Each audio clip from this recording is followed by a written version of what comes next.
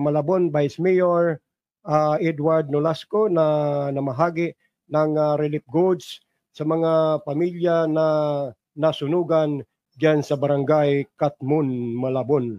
Mike, if you are ready, come in. Yes, sa pangunguna ni Vice Mayor Edward Nolasco, nagatid ng tulong ang pamahalaan lokal ng Malabon sa mga residenteng naapektuhan ng sunog sa Katmon, Sitio 6. Isinagawa pamamahagi sa Katmon Evacuation Center, Barangay Tunsuya Evacuation Center, at Tugatog de Diwa Evacuation Center. Kabilang sa mga naipamahaging tulong ang food packs, relief goods, hygiene kits at damit na bukas palad na iambag ng iba't ibang individual at organisasyon. Nagpaabot naman ng taus-pusong pasasalamat si Malabon City Vice Mayor Edward Nolasco sa lahat na nagpaabot ng tulong. Anya, ang inyong kabutihan ay nagbibigay pag-asa sa ating mga kababayan. Binigyan din ni Nolasco ang patuloy na pagsuporta ng pamahalaan lokal sa mga Malabueño na nangangailangan.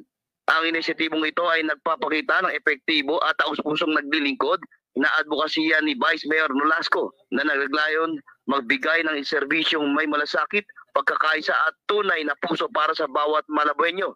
Mula dito sa Malabon, ako si Mike Tangog ng Margo TV Broadcasting Network. Thank you, Mike.